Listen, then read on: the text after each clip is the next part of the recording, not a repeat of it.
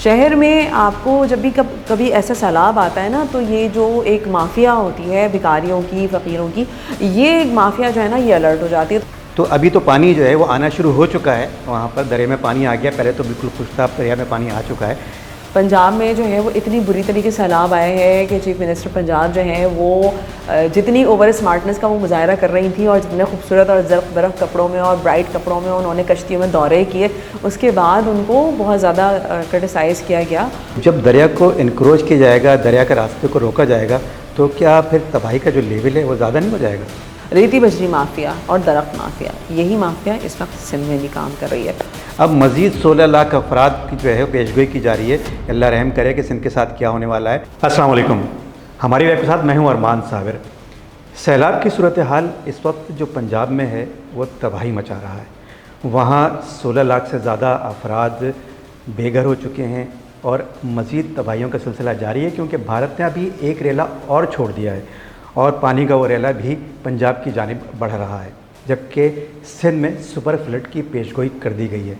इन्हीं तमाम उमूर पे बात करेंगे और मेरे साथ आज हैं नाजिश अयाज़, जो कि फ़्लड को काफ़ी हद तक कवर कर चुकी हैं। उनका फ़्लड का कवर करने का काफ़ी तजुर्बा है, क्लाइमेट को भी कवर करती हैं, वो एनवायरनमेंट को भी कवर करती हैं। तो मेरे साथ नाजिश अयाज़ हैं। नाजिश अयाज़ से पता करते हैं कि इनकी तैयारी मुकम्मल है और पंजाब में जो सूरत हाल है वो आपके सामने, हम सब के सामने है कि इनकी तैयारी पहले भी इन्होंने कहा था कि मुकम्मल थी। 1992 में भी एक सैलाब आ चुका है, फिर उसके बाद 2022 में भी एक सैलाब आया, अब 2025 में 2010 में भी एक सैलाब आया, 2022 में आया, फिर अब 2025 भी आ गया। हमेशा कहते हैं तैयारी मुकम्मल है और इस मरतबा जो है वो फ्लड गुजर जाएगा, लेकिन उसके बावजूद हर साल हर मरतबा ये तबाहियाँ मचाता है। क्या वजह है नाजिश? देखिए अरमान साहब, सबसे पहले तो इस बात का थोड़ा सा माजी की तरफ चले जाते हैं। 2012 का फ्लड जब आया था तो मैं एक निजी टीवी चैनल की जानिब से जब हम सिंध के मुख्तलिफ शहरों में गए तो सूरत हाल बहुत ज़्यादा नाजुक थी, लेकिन लोग अपनी ज़मीनों को छोड़ने के लिए तैयार नहीं थे और ज़्यादातर लोग जो हैं वो वहीं सड़क से निकल के और अपने गाँव से निकल के मेन सड़क पर उन्होंने अपनी खेमे लगा लिए थे, जो है झोपड़ियाँ बना ली थी, क्योंकि लोगों को डर होता है कि हमारा सामान है, हमारा कुछ कीमती सामान है। उनको डर ये भी होता है ना कि ज़मीनें उनकी ना चली जाएं, कहीं कोई कब्ज़ा ना हो जाए। तो लोग जो है ना, बहुत सारे लोग अपनी ज़मीनों से, और ज़्यादातर लोग, मैं बताऊँ आपको 70% लोग जो हैं उन्होंने अपनी ज़मीनें नहीं छोड़ी थी, बस ज़मीन से आकर वो सड़क की तरफ बैठ गए थे। इस वक्त भी जो है सूरत हाल कुछ ऐसे ही शुरू होने वाली है। दूसरी बात, जब 2022 में आया था तब भी यही सूरत हाल हुई थी। जो ज़्यादातर लोग थे, जो ज़्यादातर हमारे सिंधी भाई हैं, जब वो शहर की तरफ आए तो या तो अपने रिश्तेदारों की तरफ चले गए या फिर जो यहाँ पे पहले से आबाद थे, या फिर हम अपनी ज़मीन से ही कुछ फासले पे, जो कुछ जगह थी, सड़क थी थोड़ी ऊंचाई पर, वहाँ पे बैठे। शहर में आपको जब भी कभी ऐसा सैलाब आता है ना, तो ये जो एक माफिया होती है भिखारियों की, फ़कीरों की, ये एक माफिया जो है ना, ये अलर्ट हो जाती है। तो शहर, सबसे पहले तो इस बात को समझना होगा कि हमारे शहर में जो है ना, अगर सैलाब आया है तो ये जो माफिया है ना, ये अब आपको छोड़ेगी नहीं, इसके लिए तैयार है। दूसरी अहम बात ये है कि आप जिस तरीके से कह रहे हैं ना, अब आ जाएं पंजाब की तरफ। पंजाब में जो है वो इतनी बुरी तरीके से सैलाब आए हैं कि चीफ़ मिनिस्टर पंजाब जो हैं वो जितनी ओवर स्मार्टनेस का वो मुजाहरा कर रही थी और जितने खूबसूरत और ज़र्फ़ बर्फ़ कपड़ों में और ब्राइट कपड़ों में उन्होंने कश्तियों में दौरे किए, उसके बाद उनको बहुत ज़्यादा क्रिटिसाइज़ किया गया और इस बात पे भी किया गया कि वो इतनी इमरजेंसी कंडीशन में भी उनके साथ एक बंदा मुसलसल उनकी वीडियोज़ और सब चीज़ें बना रहा है कश्ती में, और उनसे पहले वो कश्ती में बैठ जाता है और उसके बाद वो फ़ौरन बस उसका फोकस जो है वो मरीम नवाज़ से। तो सब लोगों ने इतना क्रिटिसाइज़ किया, इंटरनेशनली क्रिटिसाइज़ हुई है मरीम नवाज़, जिसके बाद जो है अब मरीम नवाज़ जो है वो कैंपों की तरफ उन्होंने रुख कर लिया है। और मुझे अभी तक समझ में नहीं आ रहा कि ये भी कहीं टिकटॉक या उनका सोशल वो तो नहीं है, एक प्लेटफॉर्म का तरीका तो नहीं है। इस वक्त मैं आपको बता दूं कि सिंध में भी, पूरे सिंध में जिस तरीके से पंजाब और केपी में हमने तबाही देखी, और तबाही में एक बड़ा रीज़न जो हमारे साथ लास्ट टाइम आपने डिस्कस किया था वो था रेती बजरी माफिया और दरख्त माफिया। यही माफिया इस वक्त सिंध में भी काम कर रही है। और मैं आपको बताऊं कि मेरा जो है वो गुज़िश्ता रोज़ मेरा मीरपुर ख़ास जाना हुआ, तो रास्ते भर में ये बात मैंने नोटिस की कि दरिया के किनारे की जो मिट्टी है उसको जो है वो बजरी माफिया जो है या रेती माफिया जो है वो निकाल कर शहर में, आपको पता है कंस्ट्रक्शंस हो रही होती हैं तो वहाँ की तरफ वो कर रही होती है। तो इस तरह दरिया का पार्ट बढ़ता चला जा रहा है। जी बिल्कुल। अच्छा, इस वक्त आगे बढ़ने से पहले हम ये देखते हैं कि इस वक्त जो जामशोरा है ज़ाहिर है गुड्डू से दाखिल होगा, उसके बाद फिर आगे बढ़ेगा। जामशोरों की क्या सूरत हाल है? हमारे नुमाइंदे हैं अब्दुल कादिर मंगरो, वो वहाँ मौजूद हैं, वो देखते हैं, उनसे जानते हैं कि इस वक्त वहाँ की दरिया की क्या सूरत हाल है। जी बिल्कुल, इस वक्त हम दरिया सिंध के साथ मौजूद हैं। सैलाबी सूरत को हम आगाह कर रहे हैं और हम हमारी वेब से ही हम आपको बता रहे हैं इस वक्त दरिया सिंध की सूरत हाल क्या है।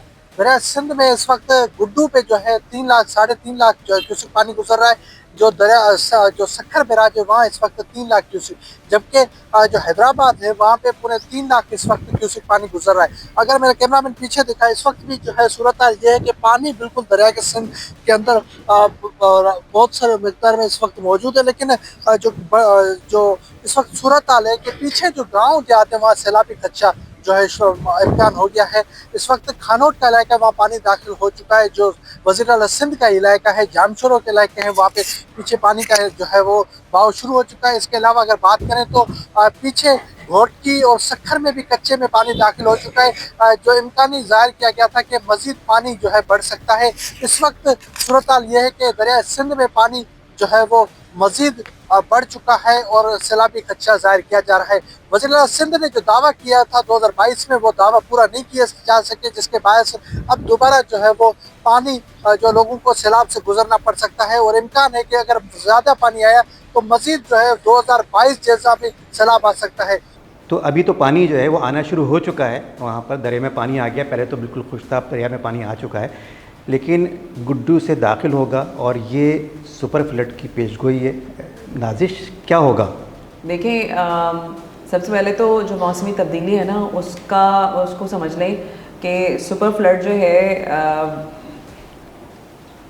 ऐसे समझ लें कि सैलाब जो है एक हद तक अपॉर्चुनिटी भी साबित हो सकती है सिंध के लिए। ठीक है, सिंध की बहुत सारी, लेकिन हमने तो कभी इसको अपॉर्चुनिटी समझा ही नहीं ना, इसलिए कि हमने कभी इसकी तैयारी वैसे की ही नहीं। अगर हम ज़मीन में रगे बना दें, सैलाब आ रहा है, सैलाब अपने जैसे सैलाब का जो है वो लेवल ऊपर होगा वो ओवरफ्लो होगा तो करीब की आबादियों को वो मुतासर करेगा। लेकिन अगर उससे पहले अगर हम ज़मीन में रगे बना दें और जितने भी करीब के खेत हैं वहाँ पर डिस्ट्रीब्यूट हो जाए तो आपकी जो ड्रिप इरिगेशन है ना वो दोबारा से फाल हो सकती है इसके ज़रिए। दूसरी बात ये कि अगर आप इसको प्रॉपरली रास्ता दे रहे हैं समंदर में जाने का तो यकीन करें ये सैलाब जो है वो सिंध के लिए अपॉर्चुनिटी साबित हो सकता है।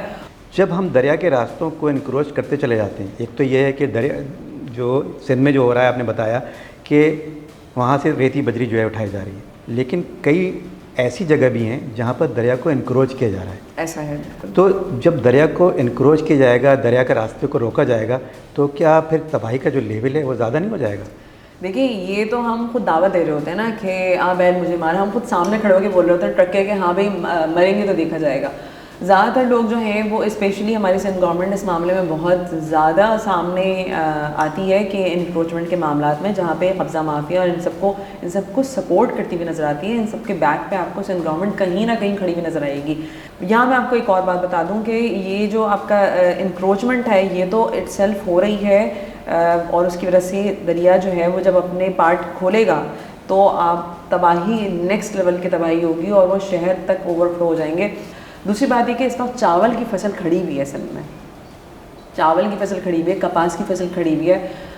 कपास की फसल की चुनाई जो है वो शुरू हो चुकी है। चावलों को तो काफ़ी, चावल की जो फसल है उसको तो काफ़ी हद तक नुकसान भी पहुंच चुका है सैलाब के पानी की वजह से। सिंध में जो सबसे पहली बात, सिंध की खुशकिस्मती है कि सिंध में सबसे पहले चावल की फसल उतरती है सितंबर में, क्योंकि सिंध में सितंबर के महीने में बहुत शदीद गर्मी होती है। तो सिंध की खुशकिस्मती कह लें आप ऐसे कि सिंध में सबसे पहले चावल की फसल उतरती है। लेकिन इस दफ़ा खुदा न खास्ता अगर वो पानी फ्लड का जो है वो सजावल में दाखिल हो गया तो वो चावल की फसल जो इस वक्त खड़ी हुई है वो उसको शदीद तरीन नुकसान हो सकता है। लेकिन क्या हमारे पास स्टोरेज का ऐसा इंतज़ाम है कि सैलाब का पानी अगर दाखिल भी हो गया तो जो स्टोरेज की हुई, जो स्टोर की हुई जो गंदम है वो बच जाएगी, चावल जो है वो बच जाएंगे?